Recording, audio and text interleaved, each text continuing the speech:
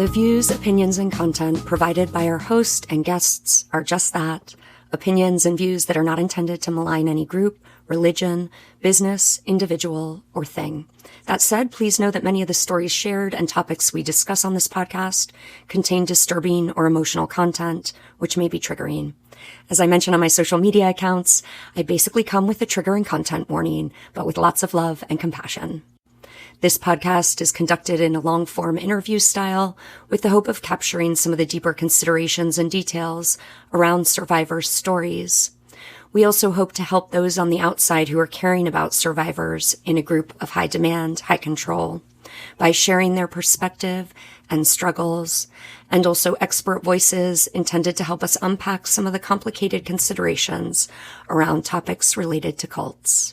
Welcome to Season 2 of the Project Hope podcast. I am your host, Jennifer. As many of you know, I am a cult survivor myself.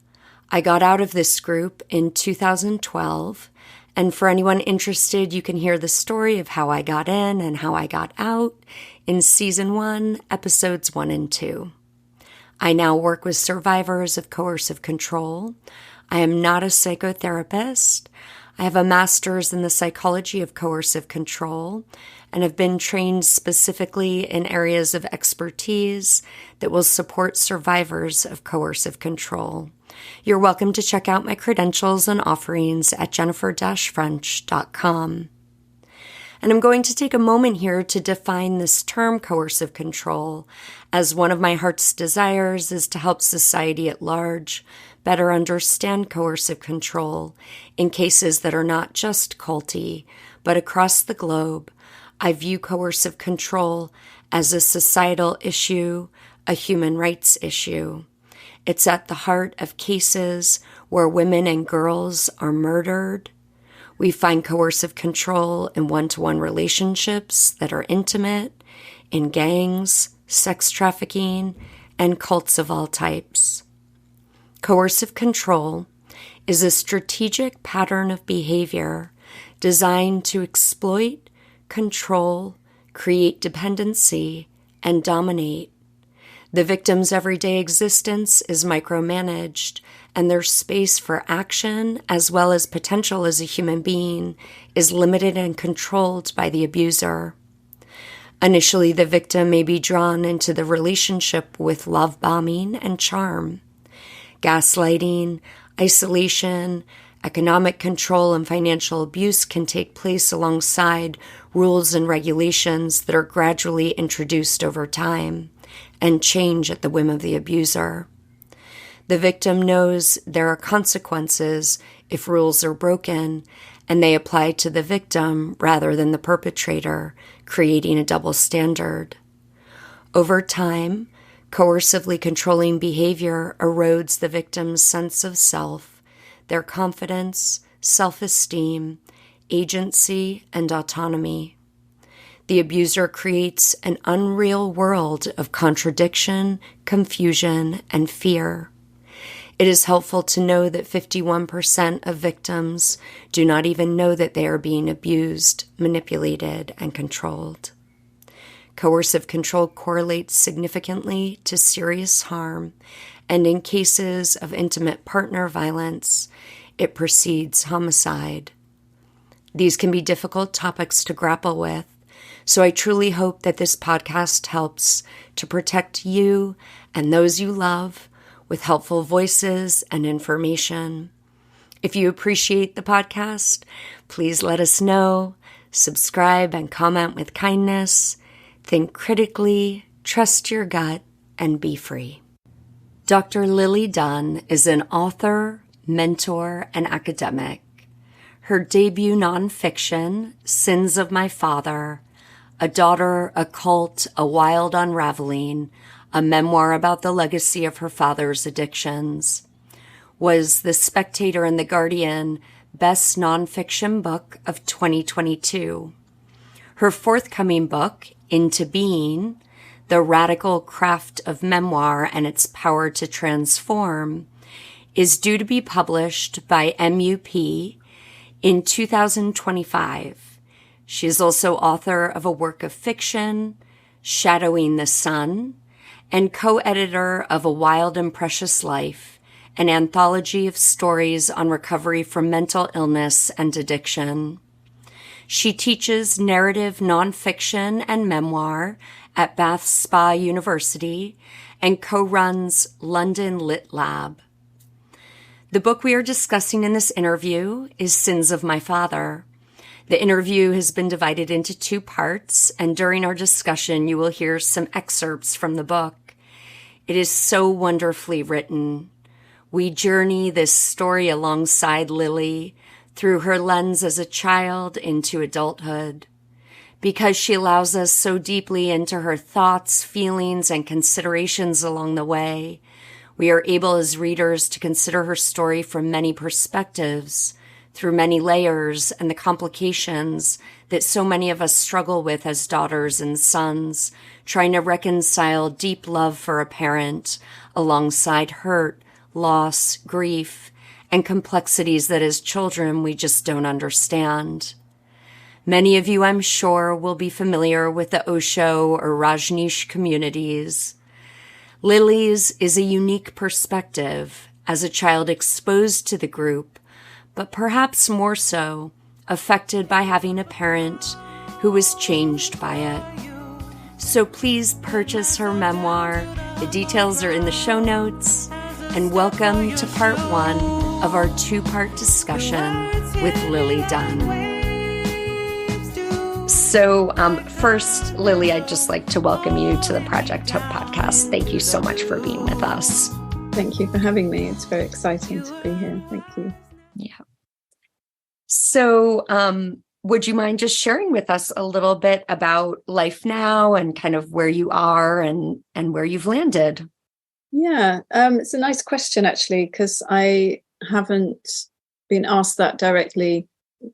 Well, not very much in the publicity of my book, because my book came out last March in paperback. It's just, in hardback, and it's just come out in paperback this March.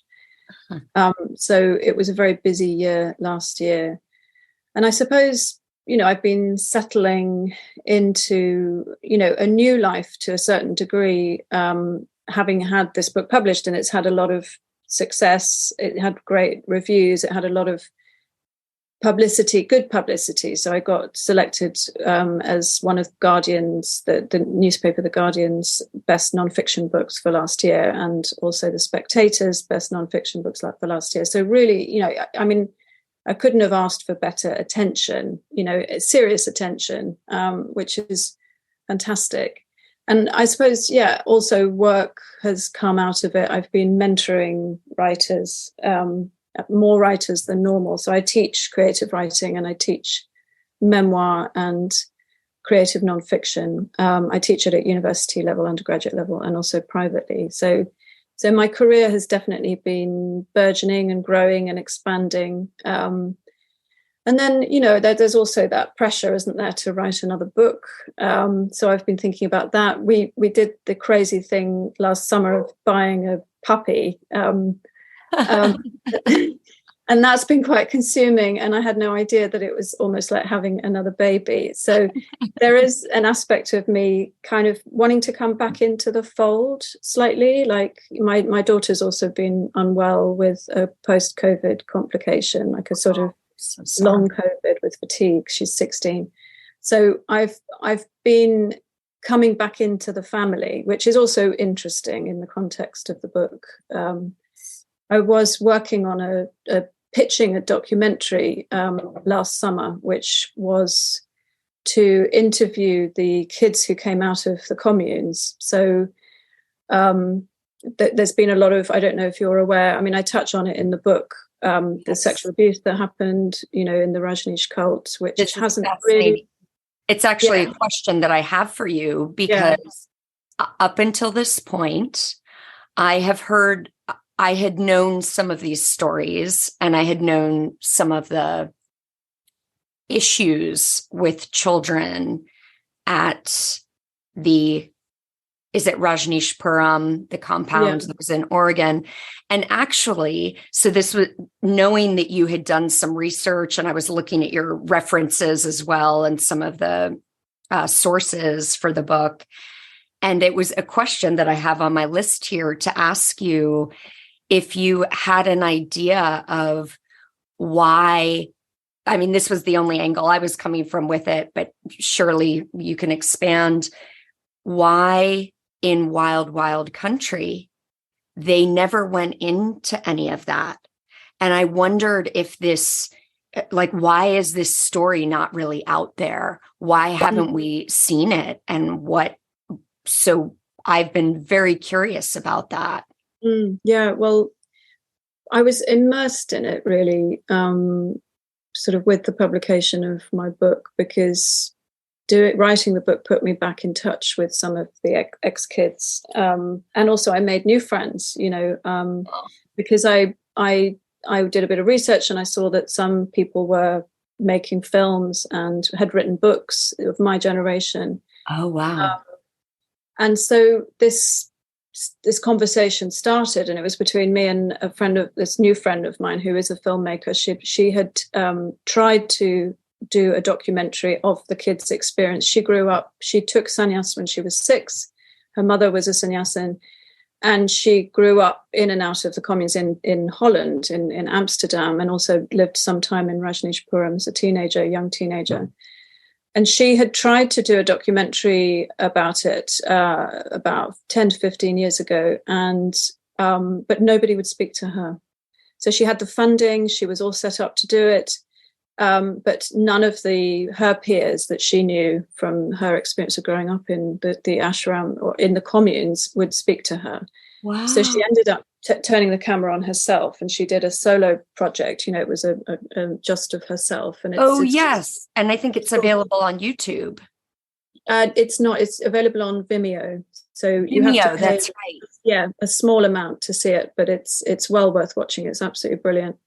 And it's called it's called Child of the Commune. But it's interesting because it was going to be called Children of the Commune, and then she had to change it to Child of the Commune. Oh, wow. But so we started talking about trying to reignite, the documentary of the children's voices, because there had been these testimonies that had come out on Facebook from the ex-kids who were admitting to the abuse that they had been subject to, in a very kind of,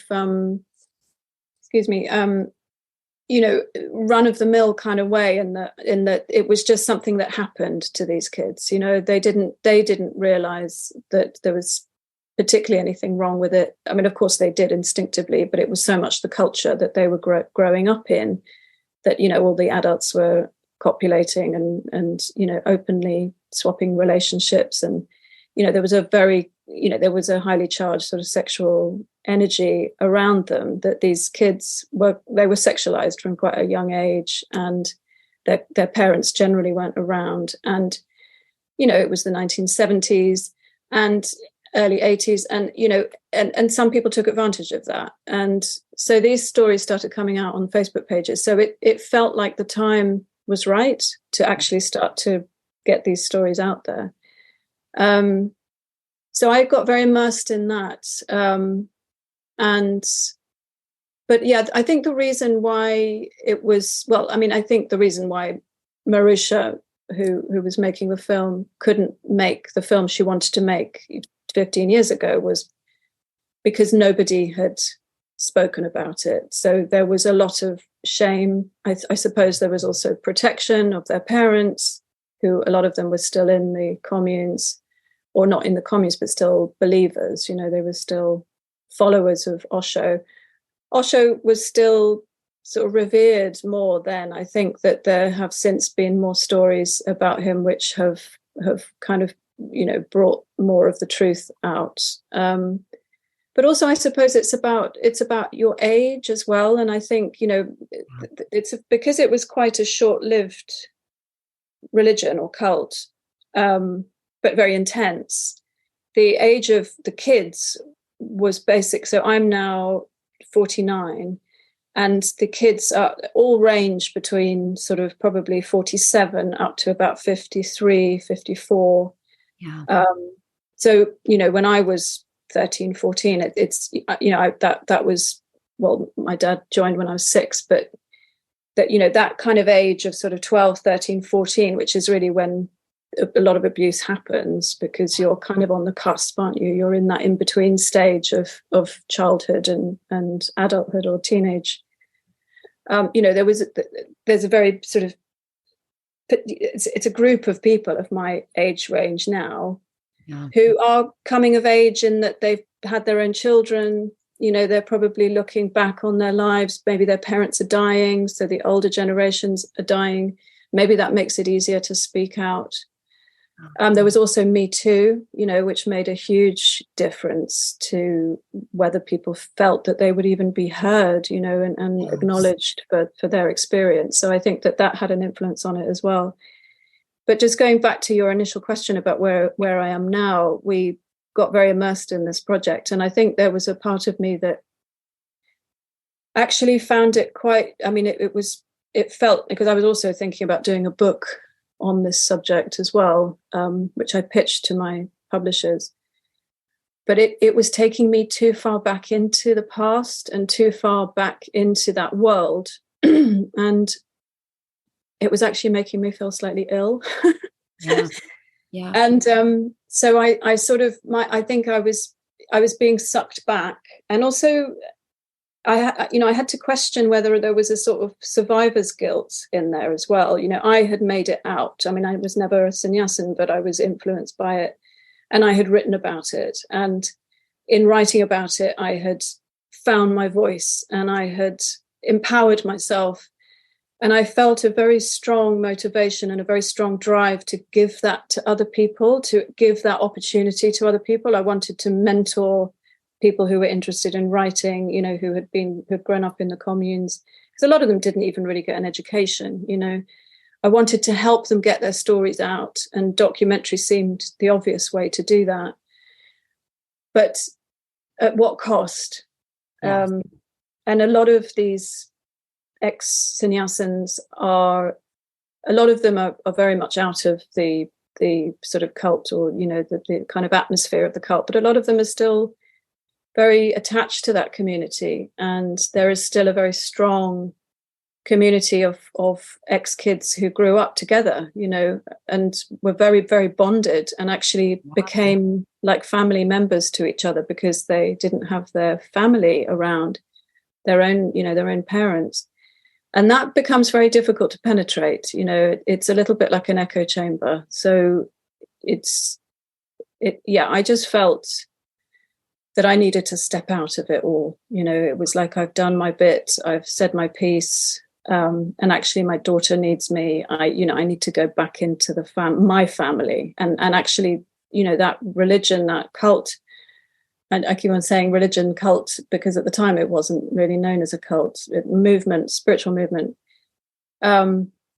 It broke apart our family. It took my dad away, and it broke many, many families, and which left a hugely damaging legacy to many people. And I did not want to risk it sucking me back into its grasp. So part of me getting a puppy was sort of like, okay, now I'm going to come back into the family, with this little dependent thing. And I'm going to be there for my daughter and, get her through her exams and all the important things. So that's where I'm at now.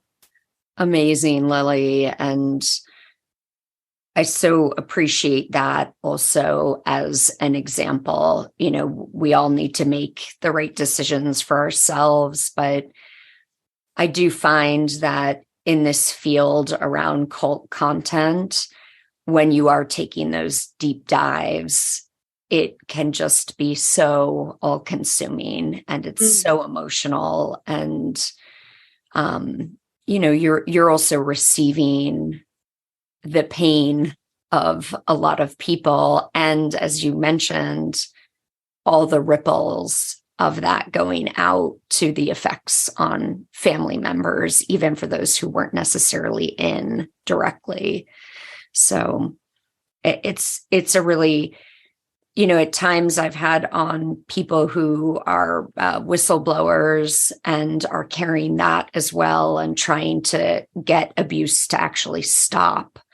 And we really talk about just what that is, and how important it is to pay attention to oneself and really care for oneself in the way that one needs to.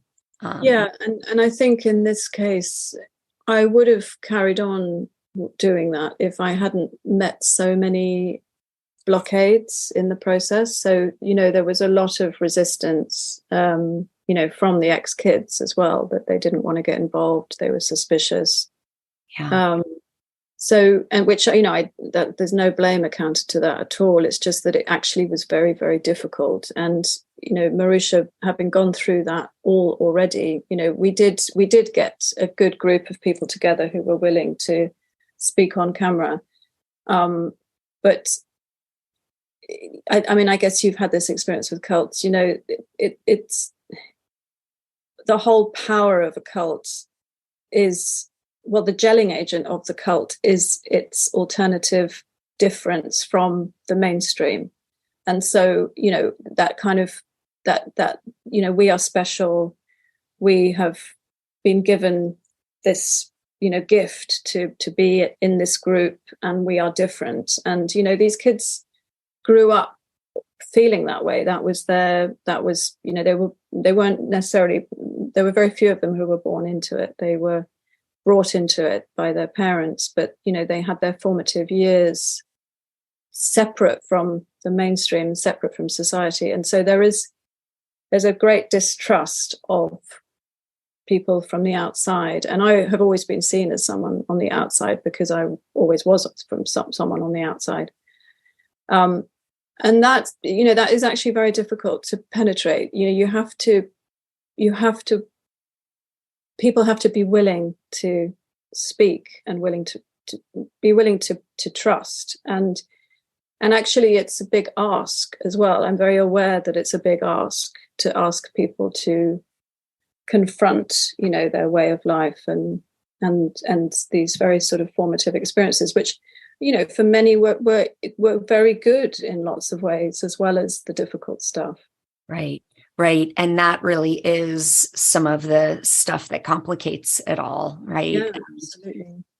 It's interesting, and it makes sense to me. Often I find, especially when the cult has to do with the spiritual, because typically there are incredible experiences that people are having, many people leave and really don't even examine what it was that they experienced. And it really makes so much sense that they don't. But it's very interesting, in the cult recovery space. I've been talking more about how most of my clients that I'm seeing, some of them are maybe 5 years out. But more often people are coming to me in their 40s and their 50s, and they've been out for 20 years or sometimes 40 years. And I don't know if that's age, time, just the individual.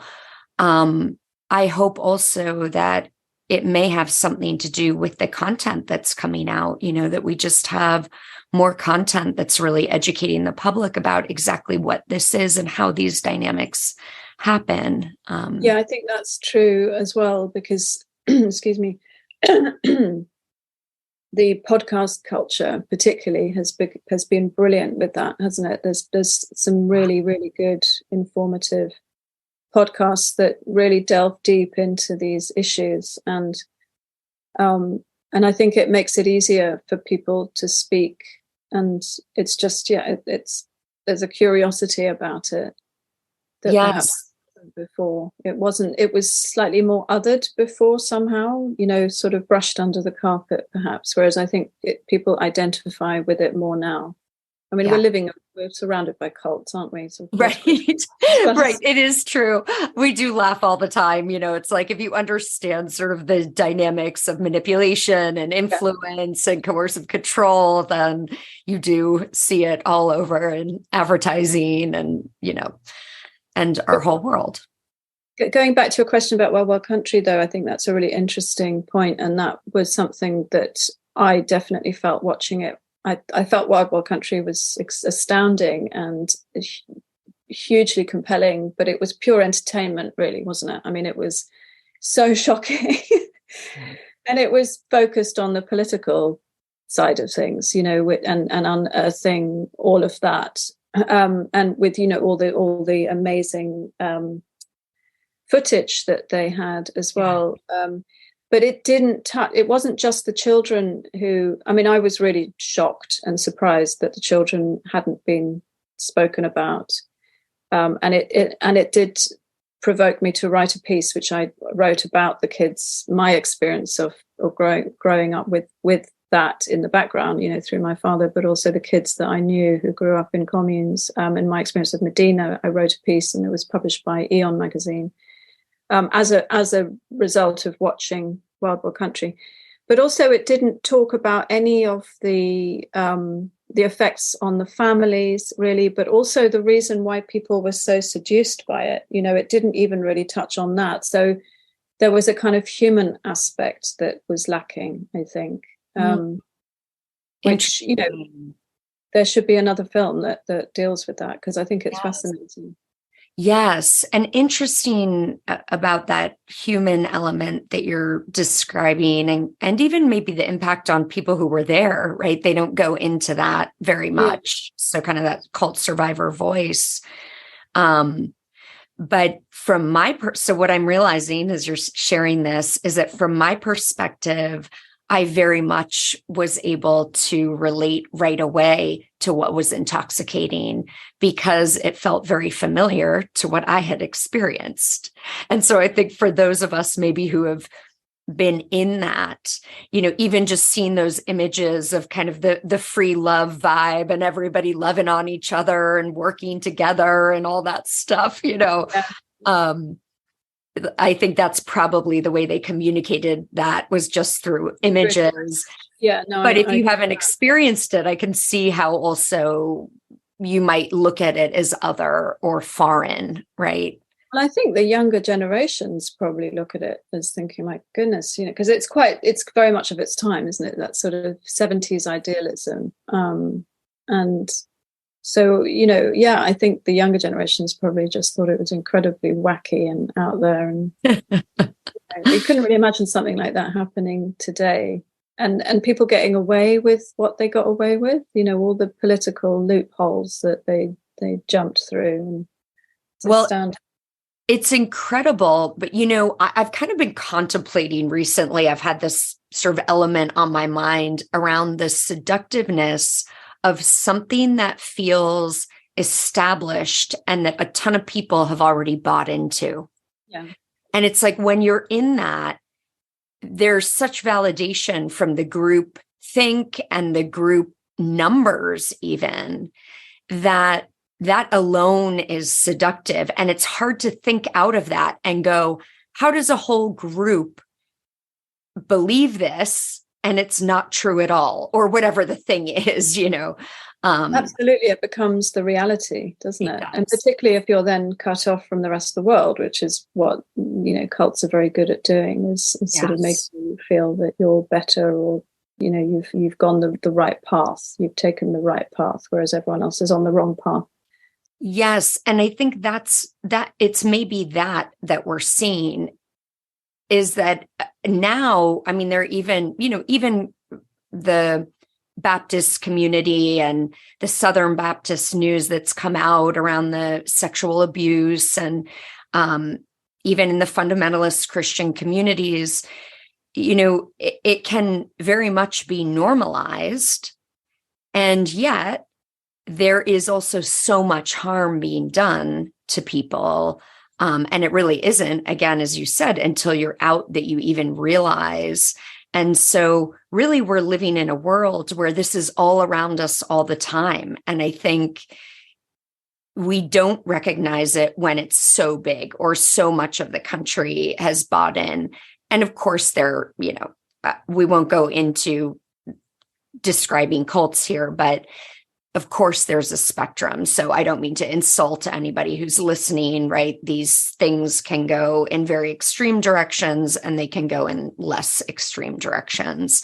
And sometimes the family, the family unit configuration is completely bought in. Sometimes it's not. And that's a whole different experience as well. But it's very interesting. And I think when you see, back to Wild Wild Country and Rajneeshpuram, as you're watching that entire community get built and you're watching the people who actually live in the town and what's happening for them, it's also fascinating, even though the whole thing is taking place in this really sort of rural, isolated area, there is something about these people are growing this thing that's becoming so big, and there's a whole backup for it in India.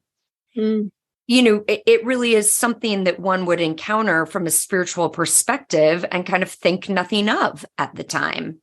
Yeah. And I was absolutely. And I was so struck by the arrogance, actually, of the members of Rajneeshpuram, the residents of Rajneeshpuram, pushing out into Antelope in the way that they did and taking over, and with such a kind of sense of belittling of their beliefs and their traditions, and the fact that they had lived, generations of people had lived in these houses, and they were being brought out, and pushed out. And I just thought that was extraordinary. And it really, it helped me understand a lot more about my dad's sort of general mentality when I was growing up, which was this very kind of superior, he'd walk down the street in London and he'd make a comment like, "Oh God, everyone's so ugly. Everyone's so ordinary." And, whether he was like that before he became a sannyasin or being a sannyasin just made him even more like that. But I think there was a whole generation of people who really, really wanted to feel special, and being in that group just reiterated that. It just made them sort of justify that superiority even more. And I hated that, absolutely hated it. And it really creeped me out watching Wild Wild Country and seeing how it came from the top. Sheila was so like that as well. She was awful. Yes. Right. And I think one of the things that you do so beautifully in the book is this story of your father and kind of this seeking for the answers of why he is the way he is. And I thought it was just brilliant. I don't want to give the book away too much for people, but the moment that he gets dropped off at boarding school and the way you paint that picture and the absolute heartbreak of a child being left by the family and the significance that you kind of put on that moment and how we get to really see him as this tender young boy with feelings and trying to be good and help his mother. And then this sort of devastating experience. And then the influence of the institution of the boarding school and how that may have sculpted him or changed him. And then the influence of the Osho's entire community and how that may be shaped and influenced. And this kind of thread of that throughout the book is just brilliant. It really does create all these depths of understanding of kind of one human and the influence upon us as we live life and are changed by our experiences. It was interesting, that process, because I only really put two and two together or made those connections as writing the book. I mean, obviously I knew my father went to boarding school, but I didn't really know the impact that it had on him until I started writing the book and then spoke to his sister. And then when I was doing research on boarding schools and the boarding school syndrome, which can manifest itself in lots of different ways. But that sense of, being split for a start, having a kind of split personality, or being two people in one body, and that you have to be one way when you're at home and then another way when you're at school. I mean, these are kids who were sent to prep boarding school, which is very young. So in the UK, prep school starts at around 7. And my dad was 7 when he was left, and he was a very sensitive child, and he hated it. I mean, he said to his sister that he never ever forgave his parents for leaving him there at that age and not turning back when he was crying. Just awful image of him standing on the step and then walking away. And that was a ghost of an image, in that it haunted him for the whole of his life, I think. But also that sense of being in an institution, that hadn't really struck me, that, the whole Osho community was itself an institution. It had its own rules. It had its own way of being. It had its own hierarchy. It had its own kind of sense of entitlement. All of those things that my dad would have learnt at public school, he carried on in the institution of the communes. And I think I say in the book, that perhaps he was happier being diluted, that in a community with people, he didn't have to be wholly seen. He was part of the mass. Yes. And, he always sort of, saw himself as one of the kind of guru types. He was naturally quite a leader.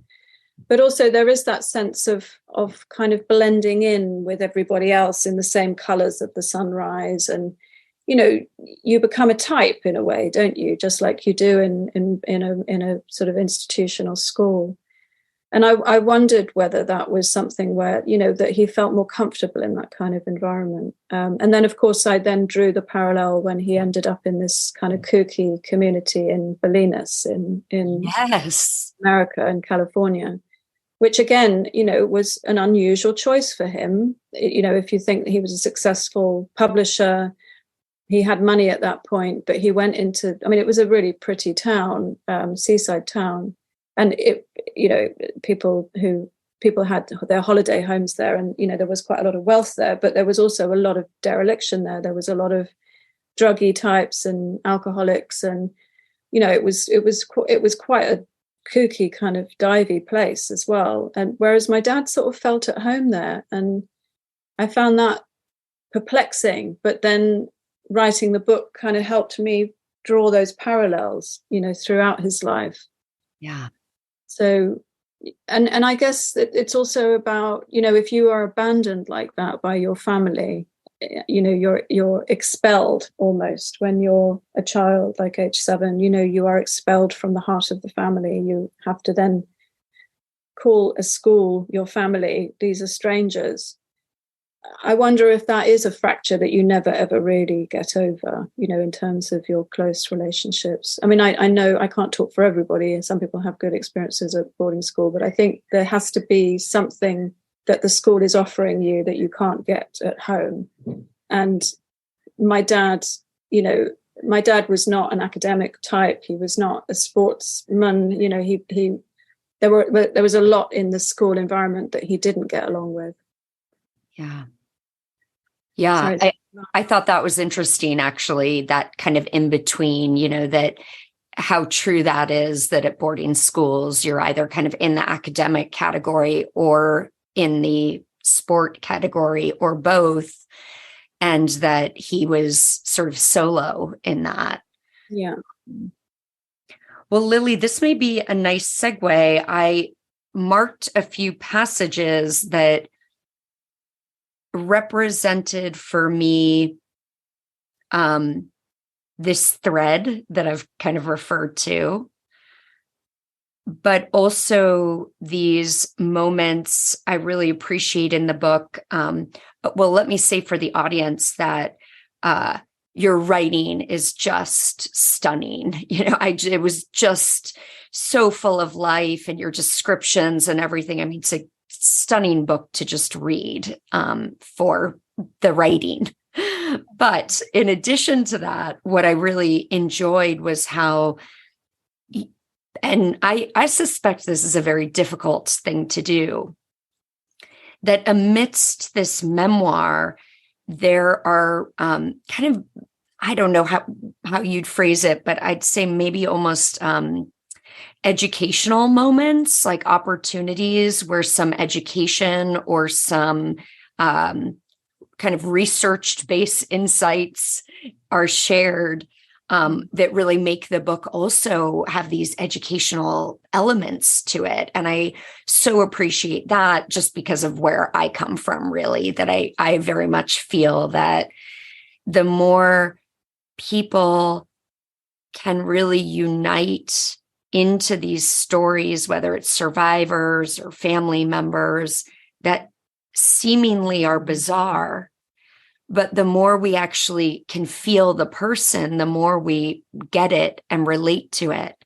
And then to be able to add some of that kind of educational content is just so helpful. I mean, I really think it's one of our ways to protect society, to protect people, that they may make their own connections with some of that education if they can align with the individuals, right? So we talk about this, like when you're talking about the other as well. I think that hopefully is the shift that's happening with some of these documentaries, where people can actually see and feel. And I think that's a component that's just been missing, where these groups seem so other. They're on the outside, they're in the newspaper headlines, and they're bizarre. Yeah. Right?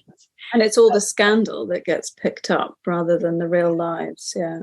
Yes. But I think that comes back to that universal quality, doesn't it? That actually in the specific, you find the universal. The more deeply you go into the specific life or detail, you find the universal, because it's that thing that people can then relate to. And that, and research comes into that as well, that it broadens the lens, it brings it more, makes it more accessible. Yeah. So it's not just one person's experience, it touches all of our lives in some way. Yes. Well, you are welcome to read if you'd like to. I'm happy to sort of read these passages. Is that okay with you? Of course. Okay, so I'd love to read this passage that, to me, also kind of represented your process. And this is right in the beginning on page 10, when you're in conversation with your brother, which, by the way, I feel like I adore your brother. I'll tell him. He's got a fan. That's nice. And so you're in this dialogue where he says, "It's not okay, Lil, what he did." And you say, "I know." I say, "Of course, I know. But I also know that we tell ourselves the same stories, those necessary fictions in order to survive. And sometimes the stories become old and stale, and sometimes they were never right in the first place. But I want to say, what if we misunderstood him? What if my going back will be better for everyone, not just me, but for you as well? And Mom, what if the only person who knows me? My father said this to me. He gave me that gift to try. Time present and time past, both present now. His ghost rises within me again, and I grip the kitchen counter to stay upright. I hold my breath against my tears, those demanding tears, and feel suddenly so small. I glance around at the kitchen and its shiny counters as my partner beside me. But it is all too grown up. I am too young to live here, to have this man by my side. Into the evening we slowly go, We wipe the dirt from the counters and sweep the dust from the floor, and I touch the surfaces of my new life. I stand at the center of the room and remind myself of how far we have come, how broken we were when we arrived. Is it right? I ask him. Am I doing the right thing? He smiles down at me and pulls me to him. How could you not? He says. And I love that this is in kind of the beginning. For me, it sort of sets this real foundation of like the ghost that rises within me, you know. It's so nice to hear someone else read it. I've never heard anyone else read it. Thank you for reading it. It's lovely. Oh, good. Well, I have a couple other points also. Do you mind if I continue? No, I'm very happy to sit and listen. Well, it's nice that we had mentioned some of the boarding school element. And so this is on page 82. I think again of my dad and his boarding school peers, of the British elite, most of the men who rule this country, and their unassailable sense of entitlement, perhaps also educated beyond their intelligence. What my father won't have realized at the time of his escape was that in searching out this community, which on the surface felt like the antithesis of all he had experienced as a boy, he was in fact exchanging one institution for another, each with its own hierarchy and reward system, its own set of rules and power games. But this time, he was one of the chosen few, surrounded by people who were less powerful and therefore could not hurt him. He was beholden to no one, back in the safety of the special crowd. He had exchanged his black school uniform for loose cotton, is it lungies? Lungies, yeah. Lungies. Dyed purple, orange, and red. Living a communal life was all that my father knew after all. It was a shield in his armor. Here, he could be both absorbed and diluted. Yeah, yeah. That's nice. Yeah, it's nice that I mentioned that already. Yes. And then, if it's okay with you, I'd like to also read an element that touches into the Rajneesh community. And also, I wanted to include what you capture about your sort of inspiration from Daniel Shaw's work. Yeah, I love that book. Me too. It was actually a game changer for me. It set me free. I bet. No, it's very powerful. And I found it very powerful to understand not just my dad's power over me, but also why he was so seduced by Osho. You know, that it's almost like it's almost like my dad was sort of practicing that guru mentality on me, you know. And yeah, I found it really fascinating. It really helped me understand my sort of subjugation in my relationship with my father. Oh, yes. Yes. Right. And it's fascinating. I mean, I love, again, you know, with all these experiences that you describe with your father. And Lily, I had a moment where I thought, how do I express this and be honest? So I'll express it now as kind of a larger point, that I had moments where I felt hatred for your father, you know, where the protection of you and your brother, or what have you. And yet it's so brilliant, again, the writing and the stories, that I felt that emotion and that it was so real in that moment. And yet there were all these other moments of just the tenderness and I really felt like I got to be with all of the feelings that you carried, all the different stages, you know, the deep love and the longing and the appreciations of him, right? Again, this whole idea, as we see in cults as well as parents, it's such a combination of the, to put it in black and white, good and bad. Yeah, absolutely. Yeah, it's so much more complex than just simply feeling resentment or anger. Yeah.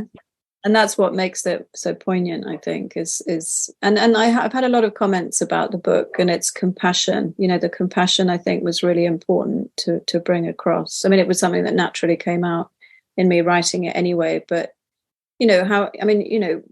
these people are powerful, but they're also pathetic. It's like addiction is a pathetic thing as well. It's a tragic thing. Yeah. Yes. Right. So this is on page 93. The American psychotherapist Daniel Shaw, who himself spent years in a cult and writes about it in Traumatic Narcissism, Relational Systems of Subjugation, has identified occult phenomena based around the relational dynamic between leader and follower and the guru's narcissistic need to attack his followers' subjectivity in order to stay in power and for his ego to remain intact. They control and exploit followers by seductively dangling carrots, such as success, fulfillment, wealth, or enlightenment.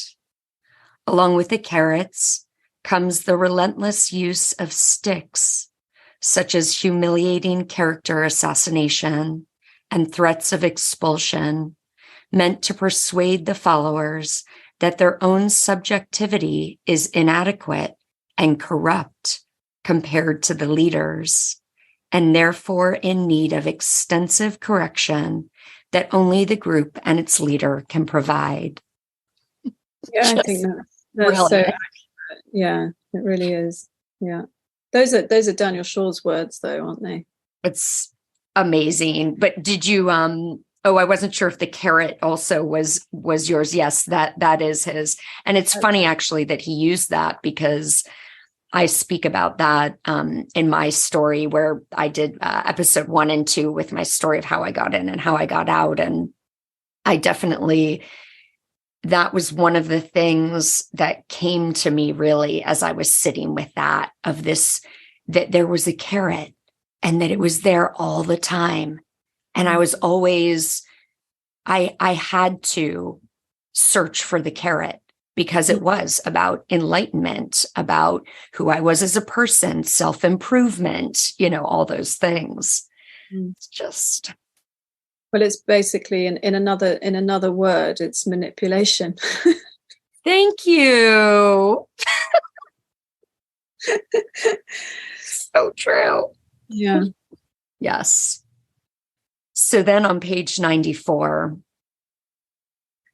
but I am also aware that it isn't easy to reject such a profound and intensely felt experience as this, particularly when so much has been given up and left behind. Among those who do leave cults, a common feeling is shame at their own blindness, their hunger to believe, and grief at getting it wrong. Grief, too, at leaving the community where they had belonged, and at the destruction of a dream. My father did renounce it in the end, in anger and regret. What a bunch of stupid assholes. But not for some years to come. My brother and I were lucky that we were not raised in the commune. We were lucky to have our mother, the safety of our 4 walls, and the ordinariness of that. But I was enamored with my father, so absent, so unavailable, and therefore so longed for, which made me vulnerable. My father had chosen a corrupted spiritualism that enabled him to behave with malignant self-centeredness and consider himself unaccountable. We all choose the philosophy that suits us best. He adopted his guru's ways, parodying the mystic, the master, with his quixotic and superior musings on the enlightened way. his frequent batting away of our feelings. You are responsible for how you feel. You and only you. You can choose to feel happy or sad. It has nothing to do with me. Pushed us back in ourselves. It became his mantra, making us question our feelings of love, need, or fear, all so natural for a child finding her way in the world.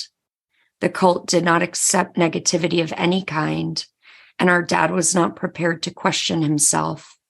How convenient it now all seems. My father had safeguarded himself from the gritty truth of his failings, cloaked his damaged ego in grandiose proclamations.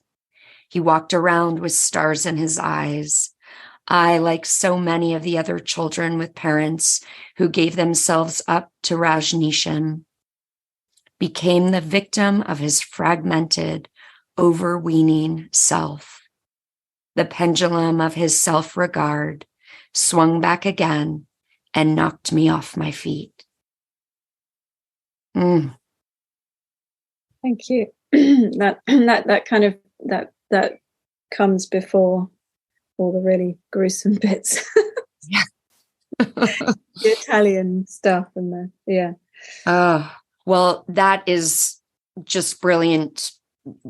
The way, again, that I so appreciate that in your exploration of your father as this thread, that we also get to understand through a particular lens the how and the kind of why, in a really beautifully described way as well. We so hope that you enjoyed this episode. These podcasts were edited by Nathan Lemke. If you'd like to work with him, please reach out to me and I will put him in touch with you. And please stay tuned for part of Leaving the Cult, the season 2 song written by Jaya Suri. And for all things related to Jaya, her music, ways that you can support her, check out the show notes.